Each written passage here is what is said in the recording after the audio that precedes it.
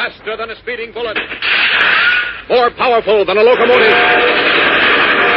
Able to leap tall buildings at a single bound. Look, up in the sky. It's a bird. It's a plane. It's Superman.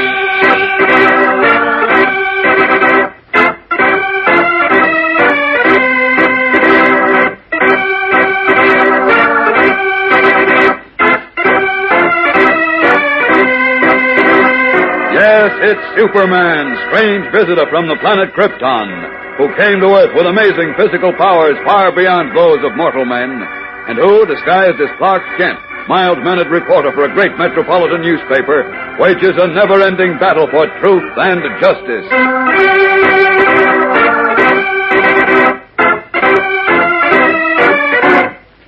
Today, Superman, in his guise of Clark Kent, learns at the risk of 4 lives that the mystery of the Sleeping Beauty is the greatest mystery the world has ever known. What's so mysterious about it, Clark? Plenty, Lois. Look what happens. A lone German wanders into Illyria, a country that has been lost and hidden for 700 years. Within a few months, he becomes Grand Master, virtually the ruler. So what? Maybe he was smart. Oh, you bet he was smart. The first thing he managed to Kent, there's someone at the window. Quick, Scott, down, everyone, down on the floor!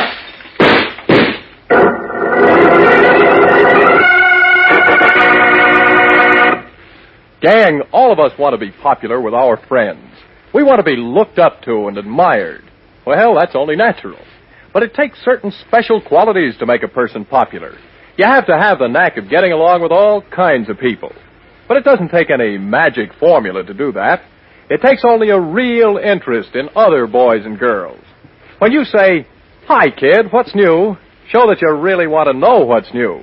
Don't just say an empty phrase. Then listen carefully to what your friend has to tell you. Show that you really care about what's been happening to him. Everybody likes a good listener. Now, here's another tip. You'll find that a popular boy or girl is never a fair-weather friend. He's never buddy-buddy with you when things are going your way, but out of sight when you're in a jam. He's always a good pal, a real friend. He's around when you need him, when the going gets tough, and he'll stick by you through thick and thin. Believe me, gang, true friends aren't soon forgotten. And finally, remember that popular boys and girls pick their close friends wisely. Their best pals are only the finest kids in the neighborhood. That's a proof that their friendship stands for something and isn't given lightly. They're on good terms with everyone, but their real buddies are tried and true boys and girls who rate with them because they're regular Joes. Their people or religion or who their parents may be never enters into the question of friendship. Well, gang, those are a few suggestions for you to mull over. It's not some magic formula. It's just being a good friend.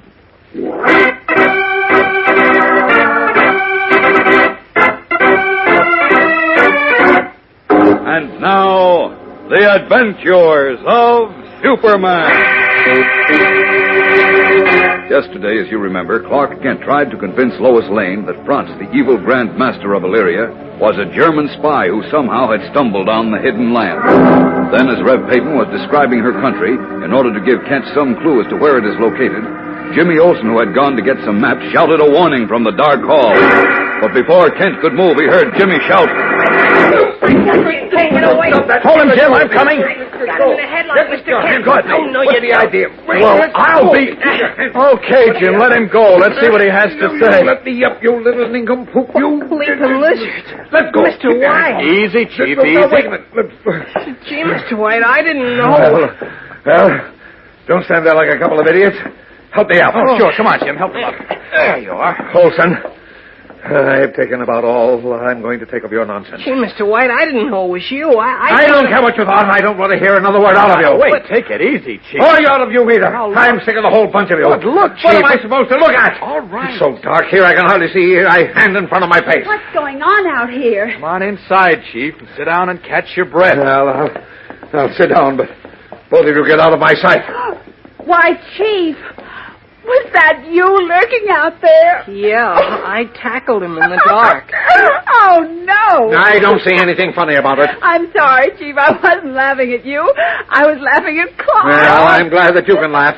It's more than I can do. How does your German spy look to you now, Mr. Kent? That's right. Rub it in. Now, what are you talking about? I leave you alone for a few hours. And by the time I come back, you've cooked up something new for me to worry about. You've got to stop this, I tell you, right this minute! Hey, who's she? Oh, excuse me, Chief. We were so excited I forgot to tell you the big news. We finally awakened the girl on the barge, and here she is. Well, how do you do, young lady? Greetings, Sarah. Her name's Rev Peyton. You be quiet. Well, I was only trying to help I told you to be quiet, and I mean it. I don't want to hear one word out of you. Gee whiz. What the young stripling said is true, Sarah. Rev Peyton is my name. Huh? What is she talking about? I can hardly understand her. The tongue in which thou speakest is strange to me, too. But I understand thee very well. That's the way they spoke English in the 13th century, Chief. Really? Well, she's living in 1948 now, or maybe nobody told her that. Well, as a matter of fact, we didn't. What's the matter with all of you? Have you gone completely crazy? Well, it was like this. I thought I told you to keep quiet. All right. Now, if you just take it easy, Chief, I'll try to explain this. No, okay, go ahead. But first, somebody get me a glass of water. Oh, I'll get it. Okay, Jim. Well, to get back to the beginning, sometime in the 13th century, Rev Peyton's people founded a new homeland which they shut off from the rest of the world. Well, why'd they do that? I don't know. They were sick of wars, I guess. Thought they'd find peace that way. Well, any fool knows that you can't find peace shutting yourself off from the world. Well, yes, but... Here's your water, Mr. Oh, White. no, thanks. I won't.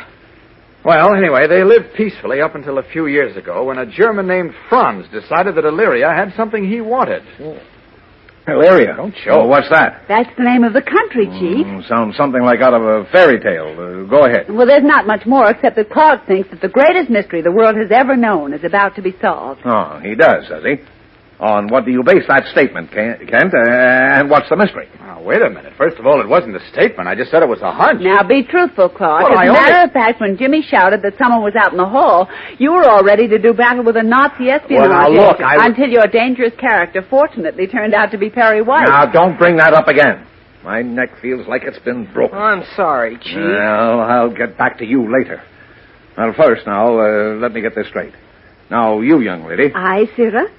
Gods, I can't get used to this I and Sarah business. Now, don't you remember, Rev Peyton? I told you we say Mr. here. Aye, Mr. That's it. But what name dost thou give to the funny old gentleman?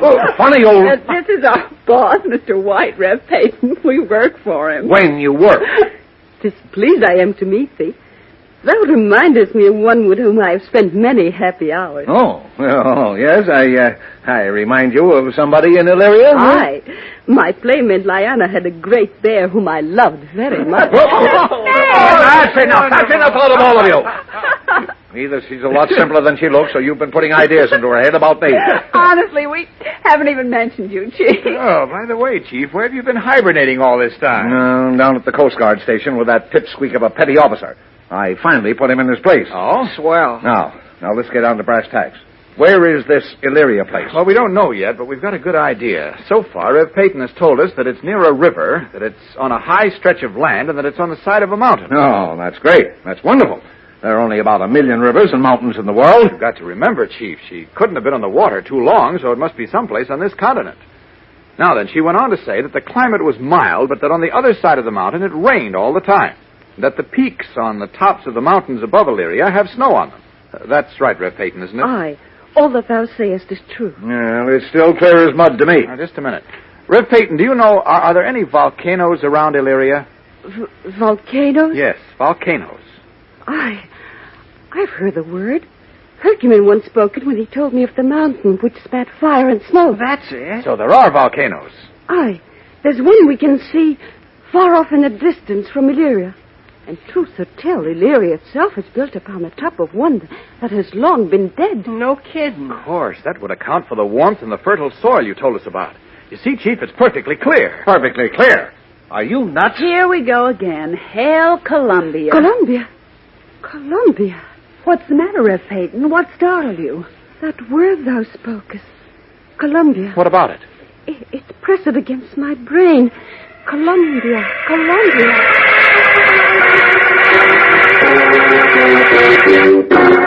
Puzzled and confused, Rev Peyton repeats the word Columbia over and over again. What does it mean to her? We'll know in a moment, so keep listening. Gang, let me tell you once again that the biggest job you, the boys and girls of America, can do today is to lend a helping hand to the less fortunate children of Europe and Asia, those innocent victims of the last war who haven't enough to eat. Believe it or not, there are 230 million of those hungry children all over the world who look to you for a helping hand. Don't let them down. They'll pay you back for acts of kindness all their lives with understanding friendship, the kind of friendship that leads to world peace. And that is very important. So join the crusade for children in your city and canvass your neighborhood for contributions. Give plays and parties to raise money and try to raise additional funds through the sale of cookies and candies. There are lots of other things, too. All sorts of things that'll bring in money, which is then used to purchase healthful, nourishing foods to be sent starving children overseas. Now remember that there are 230 million of those sick and starving children in Europe and Asia who are counting on you to help them grow up strong and healthy with proper foods. Don't let them down. Join the crusade for children right now. Enlist the help of your friends in a campaign to raise much-needed funds. Ask your teachers and club leaders to help you organize and give plays. Make it your business to think up ways of raising money. Then turn whatever you collect into your local chapter of the American Overseas Aid and the United Nations Appeal for Children, sponsors of the Crusade for Children, who will be happy to accept your cooperation. Above all, don't put it off. The money is needed right now. So start at once to save the children of the world.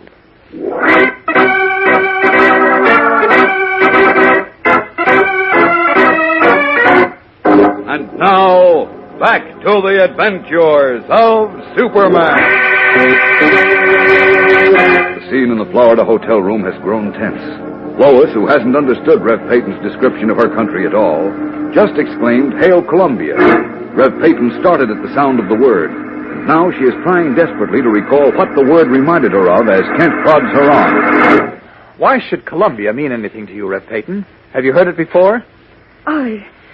Once, long, long ago, I heard it spoken. But I cannot remember. Now think. It must be important. Now, Clark, why on earth should that be important? Because we've been talking about her homeland. If an old forgotten memory comes up now, it must have something to do with that. Now, look, I think we'd better be getting back to Metropolis, No, or wait. we'll all go crazy. Wait a minute, Chief. Now, come on, think, Rev Peyton, think. I cannot recall its meaning. Try. It's too dim. All right, Clark. Rev Peyton, what is the first thing it brings to your mind? There's nothing I fear. I keep looking at my emerald ring. Your ring? Who gave it to you? My old nurse, when I was very, very little. Oh, what is it, Rev Peyton? Come on, Now say it is it. recalled. My old nurse was a stranger to our land, too. And she, like France, came to Illyria on one of the days when the gates were thrown open. She never spoke of the land whence she came, save once on my 4th birthday, when she gave me this emerald ring. "Take it, my princess," she said. "To thee I give my last relic of my old home, Columbia, the land of the emerald." Oh, that's a very pretty story, but I don't see You that... don't see it, Chief? No, and neither do I. I'm amazed at both of you. It's as plain as the nose on your face, Lois. The reason Rev Peyton responded to the word Columbia was because Ken. Just a minute, Jim. The reason Hey, look, there's someone at the window. Great Scott! Oh, he's going to break the glass. Down, everyone! Down on the floor!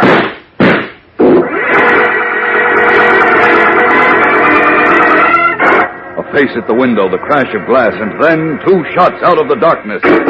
Clark Kent is right.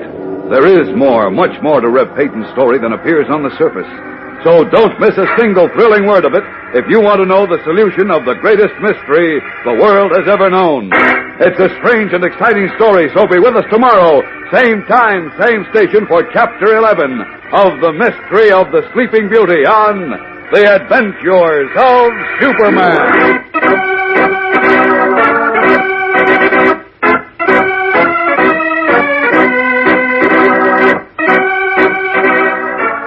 Superman is a copyrighted feature appearing in Superman DC Comics magazine and is brought to you Monday through Friday at this same time.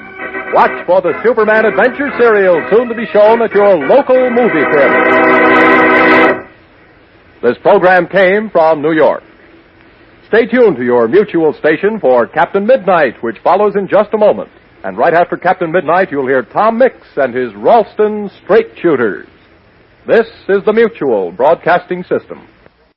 Welcome back. I have to say I was disappointed with the result of the cliffhanger at the end of Part 9. And it's the second weak cliffhanger they've done in the same story, where there's not really anything that happened, despite leaving you into suspense to think that might be the case. And I'm thinking in this case, with the cliffhanger at the end of Part 10, the person breaking the window and shooting doesn't turn out to be part of this story at all, but to have stumbled into Superman from the Green Hornet. Just got horribly lost. Mainly because the Green Hornet gets recorded in Detroit, and this was recorded in New York City. But that's a theory, and I think it's just as plausible as anything else in this story. It's really hard to imagine that there's somebody actually in Florida with both the knowledge and motive to silence Rev Payton, unless the guy on the Coast Guard was somehow part of an evil Nazi plot. And poor Perry White has had so much of this that he is ready to go back to Metropolis, though I think in story time they've probably only been there a night for this fishing vacation in which they went fishing, rescued Rev Payton. It's not time to go back to Metropolis quite yet.